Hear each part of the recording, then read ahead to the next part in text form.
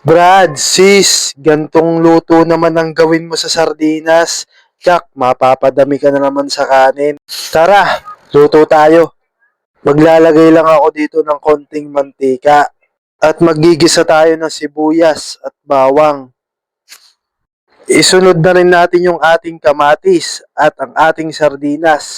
At katawan nitong ating pechay. Ito muna yung ating papalambutin. Saka natin lalagyan yan ng kaunting tubig bago natin takpan.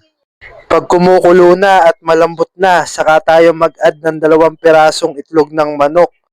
Brad, sis, hahalu-haluin lang natin yan na magsama-sama na sila. At saka natin ilalagay itong mga dahon ng ating pechay.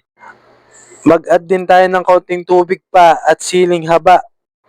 At halu-haluin lang natin yan, Brad, sis.